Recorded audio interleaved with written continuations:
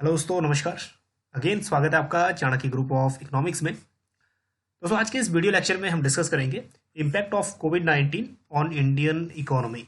Most awaited topic था ये और काफ़ी इंपॉर्टेंट भी है अपकमिंग एग्जाम के लिए, और अगर आपका कहीं इंटरव्यू है तो उसकी पॉइंट ऑफ व्यू से भी काफ़ी इंपॉर्टेंट है। तो आज हम बात करेंगे 17 different impacts of covid.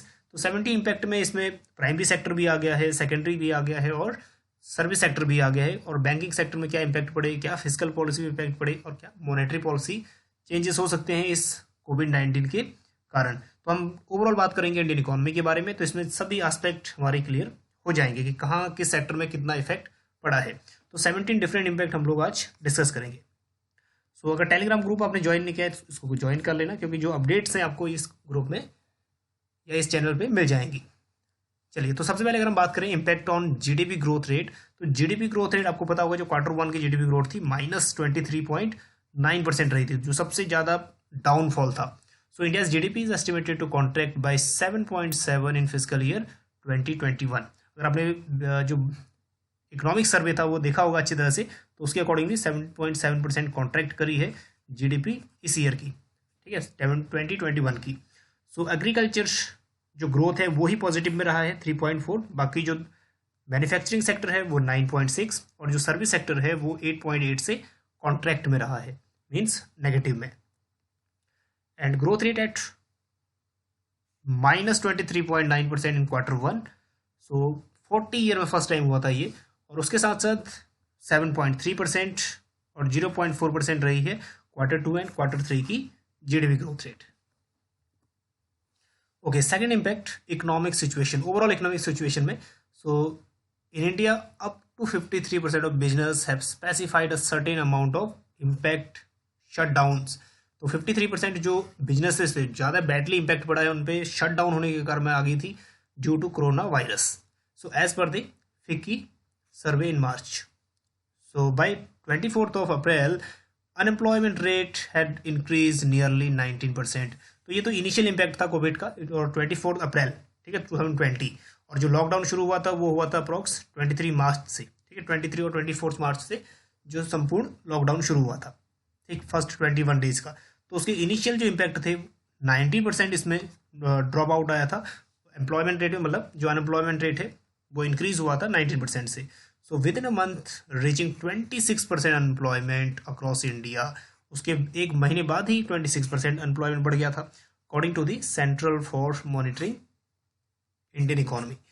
So around 14 crore, ये डाटा थोड़ा सा इंपॉर्टेंट है, 14 crore Indians lost employment during the lockdown. तो ड्यूरिंग लॉकडाउन ये थोड़ा डाटा बहुत इंपॉर्टेंट है, 14 करोड़ अप्रॉक्सीमेटली, मतलब 144 मिलियन लोगों की जॉब्स चले गई थी जस्ट कोविड-19 के कारण, ठीक है। और ये इनिशियल इम्पैक्ट है, मतलब ओवरऑल अगर हम बात करें जो इनिशियल इम्पैक्ट है, अभी भी इसके इम्पैक्ट हमें देखने को मिल रहे हैं।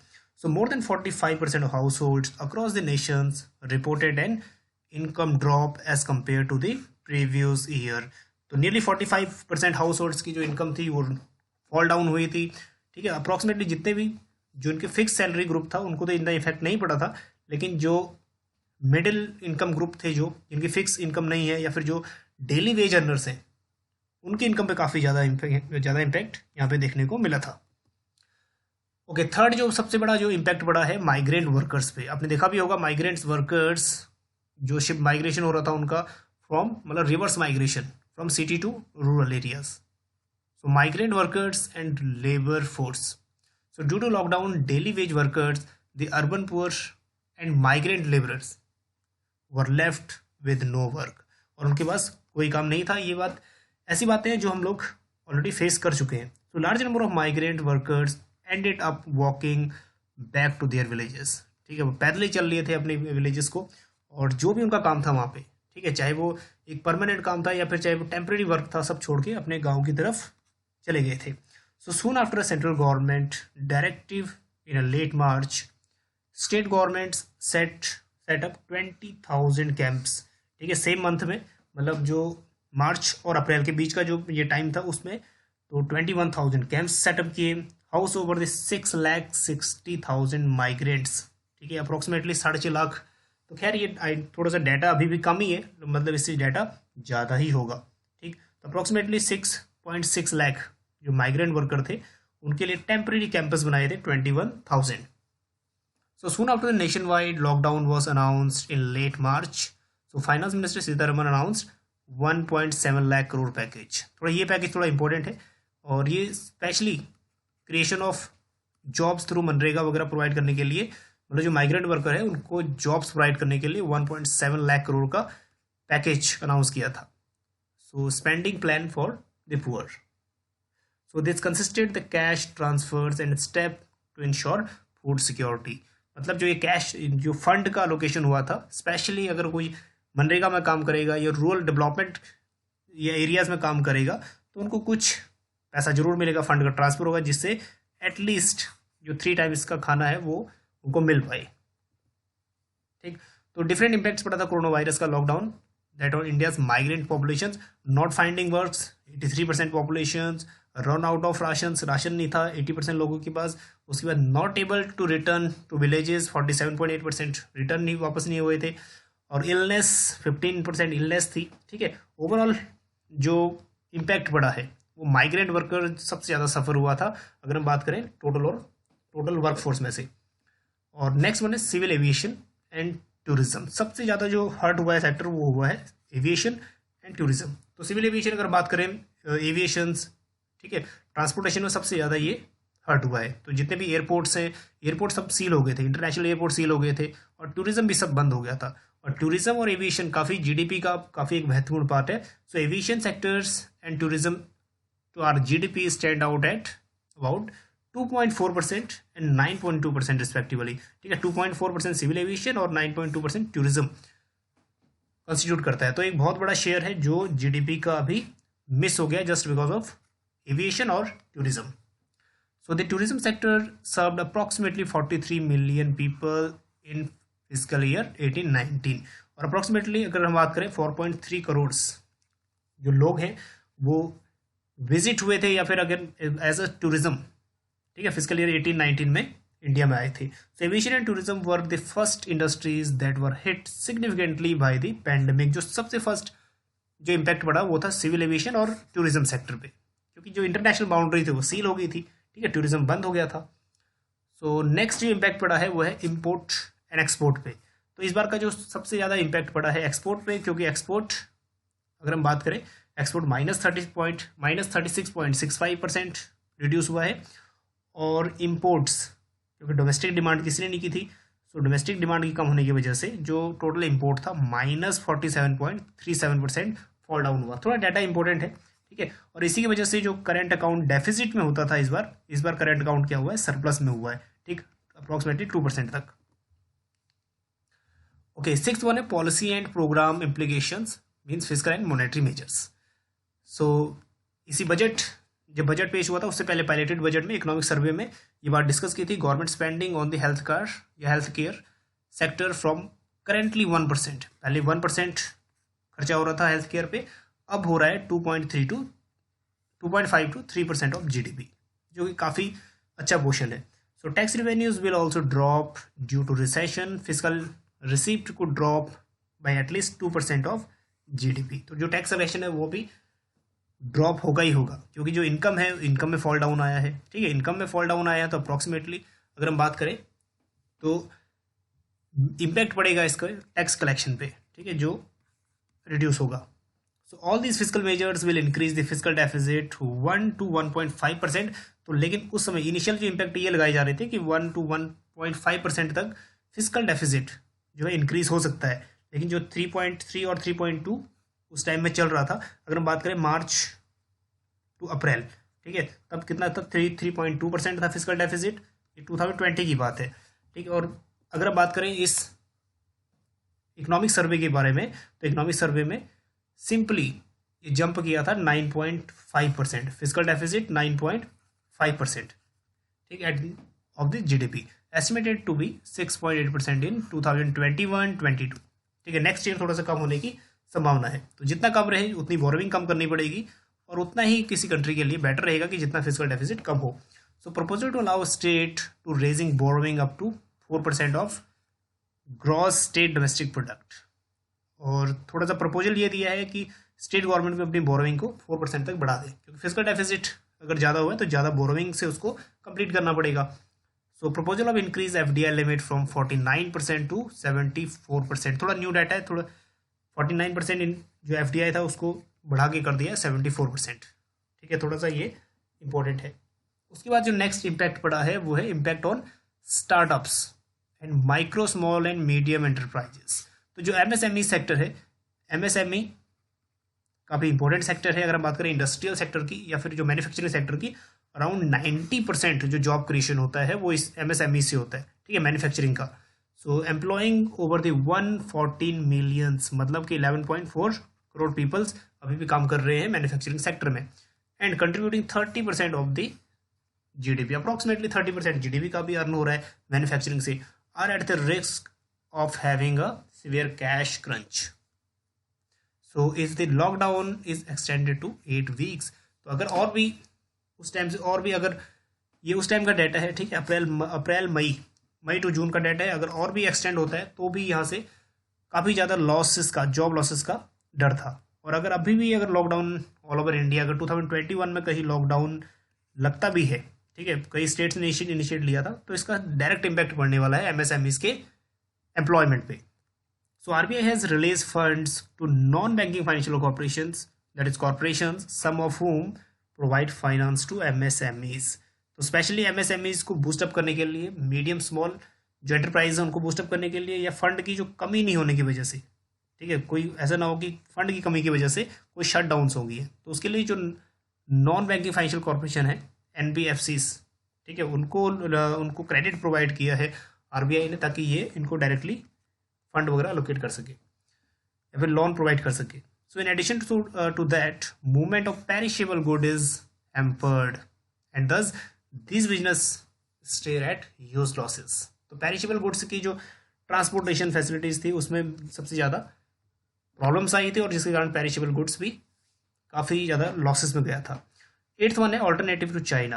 अब चाइना के साथ जो एक एक्सटर्नल वॉर चल रहा था और ट्रेड वॉर चल रहा था स्पेशली, ठीक है, उसका भी एक ऑल्टरनेटिव ढूंढा है इंडिया ने, दैट इज China+1। ठीक है, China+1 मतलब जो भी चाइना चीज़ें बना रहा है उससे हम लोग भी बना सकते हैं। ठीक है, तो China+1 is one of the strategies that Indian businesses are also looking at, with numerous Indian companies shifted manufacturing party और कंप्लीटली आउट ऑफ चाइना। ठीक है, मतलब जो चाइना प्रोडक्ट जो चाइना में बन रहे हैं वही प्रोडक्ट इंडिया में भी बने। ठीक है, उसके लिए मेक इन इंडिया ऑलरेडी काम कर रहा था। So the Karnataka government is also following the compete with China.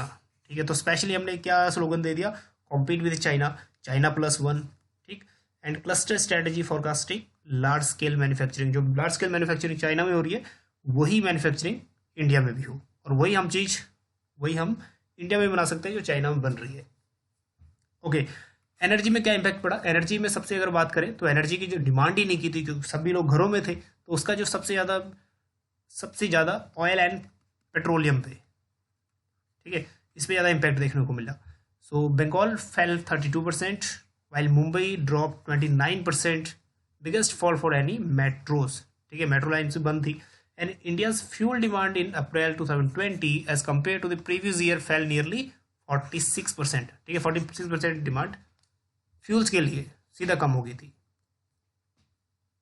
So cooking gas sales, cooking जो गैस है LPG की, इसकी सेल बढ़ गई थी, लोग घरों में थे। ठीक है, 12% जो सेल थी इसकी डायरेक्टली बढ़ गई थी। So an international energy agency report in April estimated India's annual fuel consumption will decline 5.6% in 2020। ये थोड़ा सा इंपॉर्टेंट है। ठीक है, एनुअल एनर्जी की जो कंजप्शन है वो रिड्यूस होगा, दैट इज 5.6%, और डीजल की डिमांड ड्रॉप होगी 6% से। ओके, एग्रीकल्चर देखते हैं कि क्या इम्पैक्ट पड़ा है इसका। सो 10% of farmers couldn't harvest there crops in the past month. मतलब 10% ऐसे फार्मर थे जो अपनी खेती नहीं कर पाए, ठीक है, और उसके बाद हार्वेस्ट ही नहीं कर पाए, या 60% ऐसे थे जो अपनी हार्वेस्ट तो कर पाए लेकिन उनको लॉसेस हुआ उसमें से। ठीक, तो मतलब मेजॉरिटी ऑफ फार्मर्स ऐसे थे जिन्होंने डिफिकल्टीज फेस की। So tea exporter could see a yearly drop up to 8% as result. तो जो टी का एक्सपोर्ट है उसमें भी 8% ड्रॉप आउट आया है। So that tea export from the India fell 33% in March as compare to March 2019। तो लॉकडाउन का इनिशियल इम्पैक्ट जो टी इंडस्ट्री उस पर भी पड़ा। अप्रॉक्सीमेटली जो एक्सपोर्ट था मार्च 19 और मार्च 2020, ठीक है, 33% इसमें डिक्लाइन हुआ। So during the lockdown food wastage increase due to affected supply chains and affecting small farmer. जो पेरिशेबल गुड्स है, पेरिशेबल गुड्स तो खराब हो जाएंगे अगर एक जगह से दूसरी जगह बहुत जल्दी नहीं पहुंची, तो फूड वेस्टेज यहाँ पे थोड़ा बहुत देखने को मिली। ओके, मैन्युफैक्चरिंग में अगर बात करें ओवरऑल इम्पैक्ट, तो जितनी भी बड़ी बड़ी कंपनियां थी वो शट डाउन होने की कगार में थी, चाहे वो आदित्य बिरला ग्रुप है, एल&टी ग्रुप है, अल्ट्राटेक सीमेंट है, ठीक है। तो इनके जो ऑपरेशंस या फिर जो इनका वर्किंग था वो थोड़ा सा काफ़ी हिट हुआ था, और जिसकी वजह से ड्रॉप आउट्स या फिर जो अनएम्प्लॉयमेंट है या फिर जो एम्प्लॉयमेंट इन्होंने ड्रॉप आउट किया था उसकी वजह से थोड़ा बहुत यहाँ पे अनएम्प्लॉयमेंट देखने को मिला था।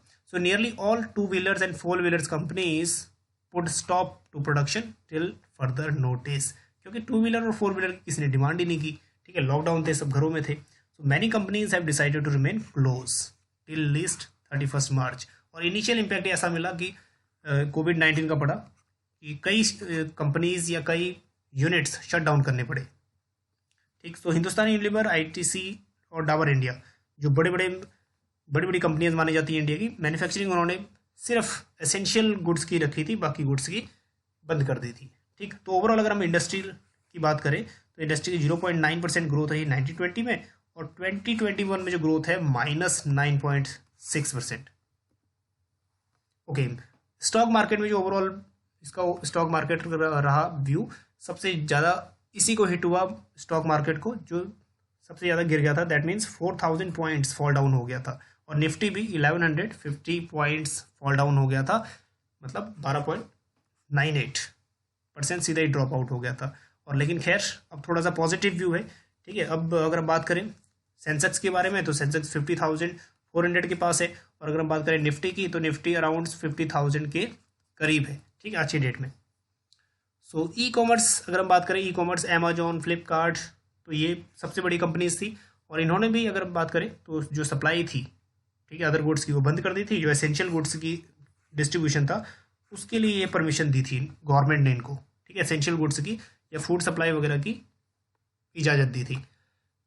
और 14 स्टेट इनकम एंड एक्सपेंडिचर, जितने भी स्टेट गवर्नमेंट है उनकी जो इनकम्स थी, ठीक है, उसमें कट या फिर एक्सपेंडिचर में कट हो रहा था, या फिर जो इनकम है स्पेशली टैक्स रेवेन्यूज है उसमें कमी आ रही थी। So state government incurred huge losses extend to having a cut capital expenses as well as government plans in the near future and findings alternate way to pay salaries, क्योंकि salaries भी देनी थी, ठीक है। Delhi government fallen 90% short in the tax collection, 90% tax collection कम हुआ Delhi government का।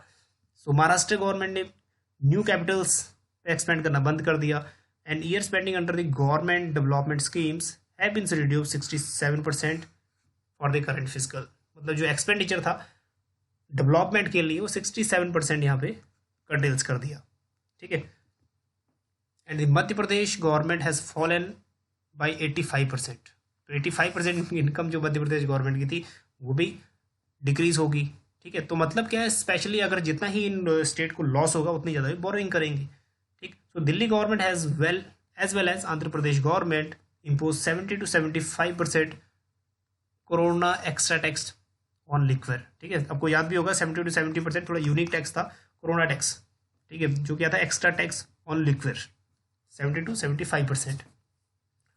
Okay, next one is impact on telecom. तो टेलीकम्युनिकेशन ने मेजर रोल प्ले किया है ड्यूरिंग लॉकडाउन, वो भी वर्क फ्रॉम होम्स, ठीक है। जितने भी नेटवर्क कनेक्टिविटीज़ है इन्हीं के कारण वर्क फ्रॉम होम संभव हो पाया है।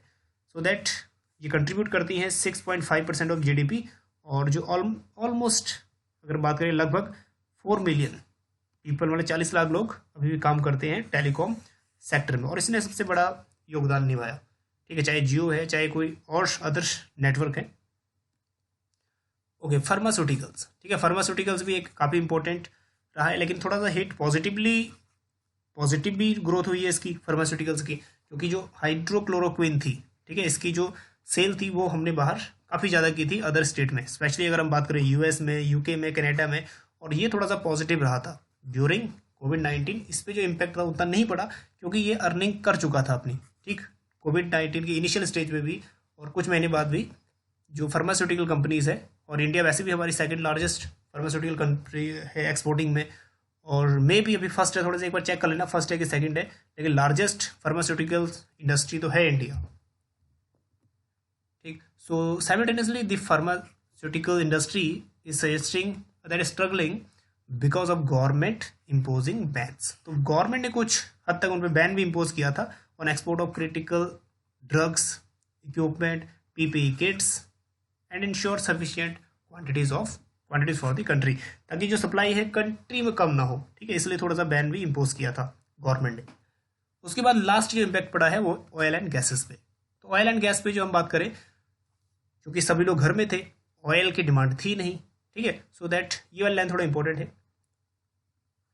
सो global context, it is third largest energy consumption. India जो है थर्ड लार्जेस्ट कंज्यूमर है ऑयल एंड गैस का। ठीक, only after USA and China. So and contribute 5.2% of global oil demand. तो 5.2% डिमांड करता है और थर्ड लार्जेस्ट कंज्यूमर है इंडिया ऑयल का। सो अकॉर्डिंगली जो इसमें फॉल डाउन आया था 2/3 of demand of oil and gas sector. 2/3 मतलब अगर बात करें 66% तक जो डिमांड थी इसकी फॉल डाउन हो गई थी, क्योंकि सब लोग घरों में बैठे हुए थे, किसी ने फ्यूल की डिमांड ही नहीं की। So through the crude prices dipped in the period, the government increased excise and special excise duty। और इसी जो इंटरनेशनल मार्केट थे ऑयल के जो मार्केट के प्राइस थे इंटरनेशनल में वो तो डिक्रीज हुए थे, लेकिन गवर्नमेंट ने यहाँ वो प्राइस मेंटेन रखा था by imposing special kind of excise duties.